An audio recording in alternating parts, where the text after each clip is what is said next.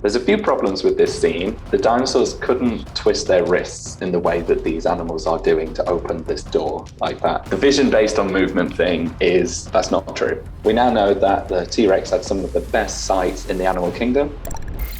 Hi there, my name's Joe. I'm a paleontologist at the Natural History Museum in London and the University of Bath. And I'm going to be reacting to the original Jurassic Park Trilogy.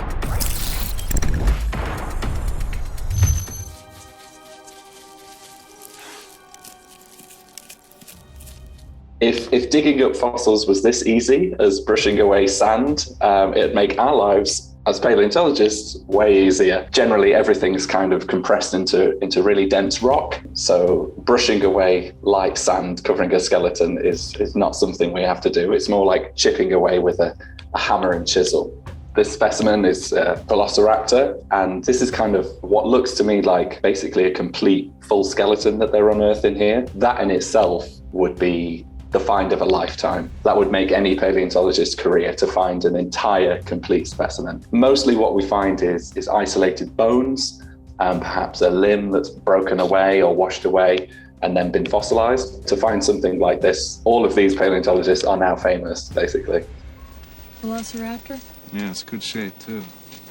It's 5-6 feet high, I'm guessing 9 feet long. So Velociraptor, this is one of the most famous kind of, not mistakes, but misconceptions about the dinosaurs in Jurassic Park. Velociraptor was not a 6 foot tall killer turkey, as Alan Grant goes on to say. It was more like the size of a dog, about 1.5 meters long. Still, quite vicious, but nowhere near the size that we're making out to be. A big turkey is actually more like a velociraptor, and it would have been fully feathered. The dinosaur they're looking at here has been kind of found since. It's more like a Utah raptor, which was about 2 meters tall and had these killer massive claws on its feet, but it's not a velociraptor. This is just one of those movie things. I think Steven Spielberg said in an interview he thought it just kind of sounded cool that it was Velociraptor and not Utah Raptor or Deinonychus, one of the other ones.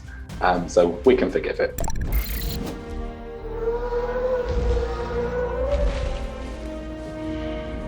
So this is a Brachiosaurus type dinosaur. I think a few people have debated what this actually represents, but you can say it's a Brachiosaurus, a big long necked sauropod. And yeah, pretty iconic to see that. You can just tear up the rule book on it.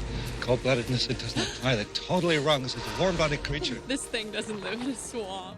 So the whole debate about dinosaurs being cold or warm-blooded really raged quite heavily, maybe 10, 20 years ago. I think most paleontologists have settled down now to thinking that they were probably erring on the side of the warm-blooded, but there could have been a certain difference in the size of the dinosaurs as to how cold or warm-blooded they would have been. Yet that is an accurate kind of size. Some of them got even bigger than that, maybe slightly taller, but then the other ones weren't as tall but were longer. It could have been like 30 meters kind of long, the longest of all the dinosaurs, the big Argentinosaurs and things like that, really big. The size of the sauropods, it's another scale of size, and it does bring in its own set of problems. Dealing with sauropods and their bones, you have to think that the bones are now basically rock, so you'd need the same equipment to move. One of their backbones could be 3, 4, 5 meters in diameter, so you need a crane just to move that size of rock anyway. So digging those up can be extremely difficult.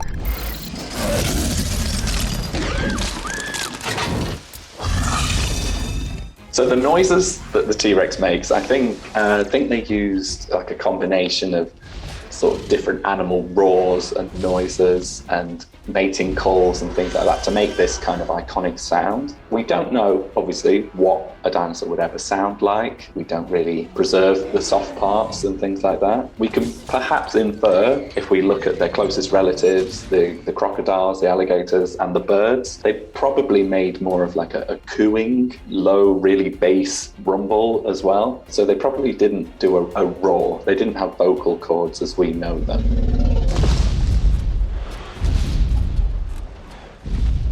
Absolutely still. This vision's based on movement. The vision based on movement thing is That's not true. We now know that the T-Rex had some of the best sight in the animal kingdom. It was an apex predator. It had binocular vision looking dead ahead. We found casts of the brain, and we know that the area that produces and processes the vision was extremely well developed in the T-Rex. In fact, all of its senses were. So it was truly an apex predator, and standing still would not have saved you if you came across one of these. The best bet would be to stay still and try and not draw attention, but I think anyway, it's going to find you, it's going to sniff you out, it's going to hear you, and it's going to see you. So T-Rex, with the muscles in his jaw and his skull, would have had one of the strongest bite forces of any animal that's ever lived. Slammed in with a really powerful bite and just ripped parts off of its prey. With its really powerful jaws. You could get his attention probably by shouting at him and waving a flare, but you would have to start running well in advance of this. But yeah, T-Rex has always been up there. It was one of the biggest predators that have ever lived, one of the biggest animals that have ever lived. In its defense, it does capture that kind of imagination of people who are looking into dinosaurs. It is cool, it's scary. It would have been covered in feathers for the most part though, so perhaps not as scary as people think. But yeah, it's an iconic dinosaur, but it's not my personal favorite.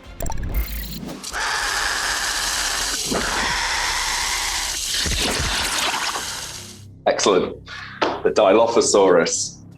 So this Dilophosaurus is either a juvenile or they got the sizing way wrong. Dilophosaurus was actually about 20 feet long. It was a top apex predator in the Jurassic, and it was huge and terrifying and would have hunted anything down smaller than it. It's either, like I say, it's either a baby, a juvenile, or they just decided to make it small for the purposes of the film.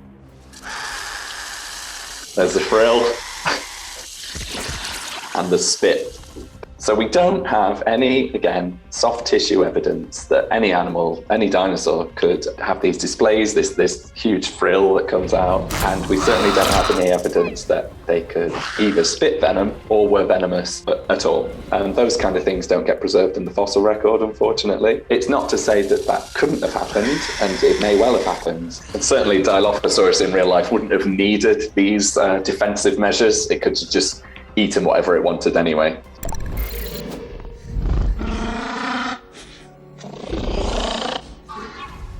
So here we've got the Velociraptors. They're coming into the kitchen and they're quite casually opening the kitchen door, which they've somehow learned to do. There's a few problems with this scene. The dinosaurs couldn't twist their wrists in the way that these animals are doing to open this door like that. Dinosaurs in Jurassic Park, they often have their hands in front of them, kind of like this, kind of flopping about. In reality, they'd probably be walking more like they were holding a basketball in front of them. So we always say that we could shake the hands with them, but they couldn't wave at you.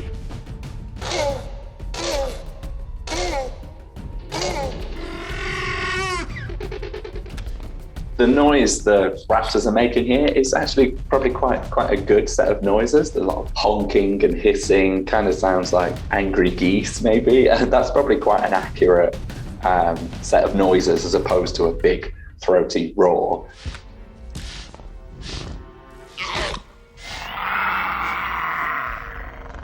And they are kind of interacting with each other and working as a team with a few little rivalries, which we could expect, these big predators to work in packs. I think that's a safe assumption. You can see there just how big those claws were. As I mentioned before, on the larger raptors that these are based on, they would have been 6-7 inch long razor sharp claws. You wouldn't want to mess with those at all. Yeah, they would have definitely have had really acute sensors, much like the T-Rex, sharp hearing, perfect vision, way better than anything we can see or hear. I do think he might have found Tim a little bit earlier by sniffing him out, but we'll let that one go. The thing about like these wild animals, even if they're not hunting you directly, they might be scared, and one kind of kick from one of their claws would disembowel you completely, and you wouldn't have a good day. If they were hunting you, we wouldn't be able to outrun them or anything like that. They'd just hunt us down.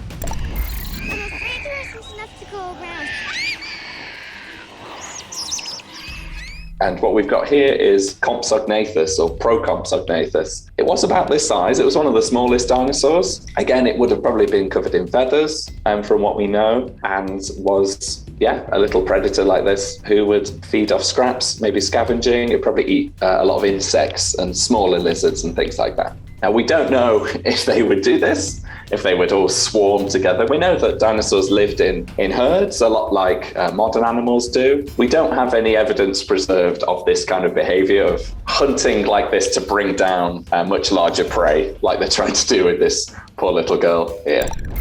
Here, inside, anywhere. Okay, so we've got some great pack behavior happening here. We've got being outflanked by different groups of Velociraptors, distracting one, the others are coming from different angles. It's exactly what you would expect from a pack of animals hunting prey, really. And while we don't know about behaviors so much, we don't have that preserved in the fossil record, obviously, we can infer that this is predators like this probably hunted in packs. They'd have also been very, very nimble and fast as well, so that's pretty accurate. Life will find a way. Life's found a way. We've got the family of T-Rexes that we saw in the film, some Stegosaurs all herding nicely together. I don't know if they'd be living this close to one another. They might see the T-Rex family as a bit of a threat. And then we've got a pterosaur here. I won't guess as to which one it is. I think it's meant to be Pteranodon or something like that. I guess the only times you see scenes like that in modern day animal examples would be around a watering hole, maybe in a savanna, in the desert. In reality, they would be nowhere near as close to each other as that without eating each other. So the T-Rexes, if we assume that they're like modern animals, probably been really highly territorial. The Stegosaurs would have defended their young at any cost. So there would have been quite a few scraps going on there. I don't think they just live perfectly in harmony if we don't interfere.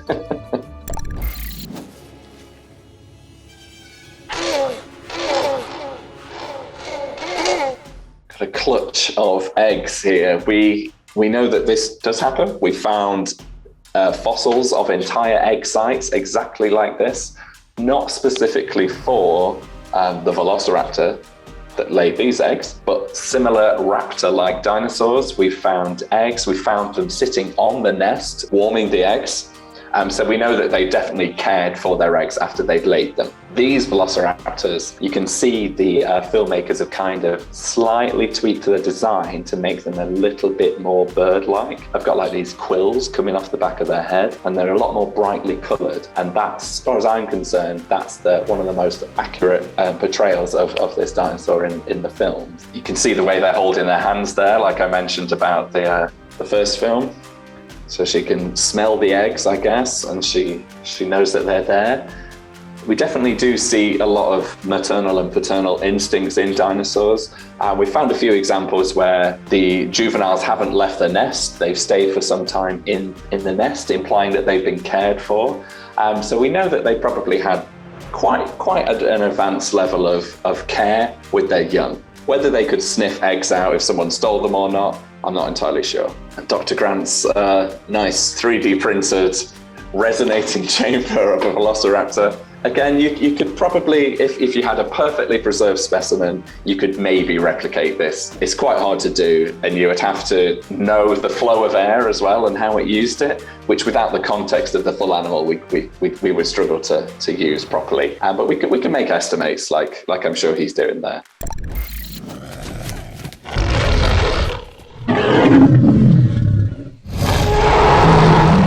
Got a Spinosaurus here. So Spinosaurus in this film was portrayed as this huge predator, basically a rival, or unfortunately in this scene, it beats T-Rex. Spoilers.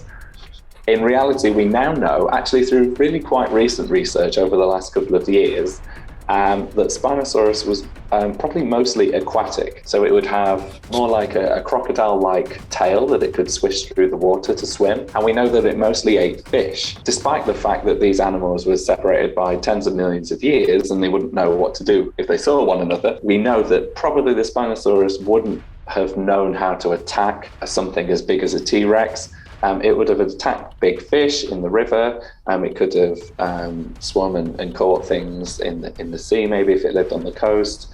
But it was mainly aquatic and it mainly ate fish. It was bigger than a T-Rex though, so the sizes are kind of about right there.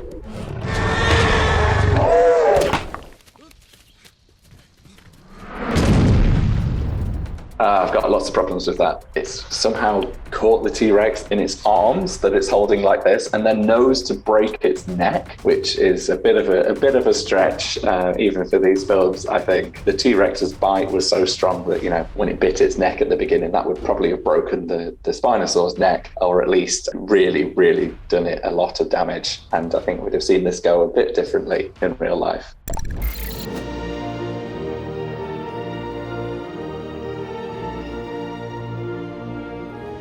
The Jurassic Park films are iconic, they inspired a generation. They reflect kind of the level of knowledge we had at the time. And partly in thanks to these films, the field of paleontology has moved on, and it's continuing to move on. Every single year we find about 50, 53, 52 dinosaurs, either named from existing finds that we know about or completely new discoveries that have been dug up. So our knowledge is progressing at such a pace that it would be impossible to make a perfectly accurate film that isn't out of date a year or two later. In fact, people try and often fail. It's the same with textbooks, papers that we write. They're always succeeded by further work. So for the time that these films came out, they were great.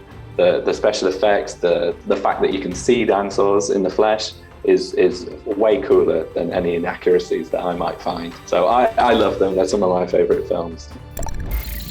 For even more expert reacts, make sure to watch our previous video with Joe where he reacts to the Jurassic World Dominion prologue.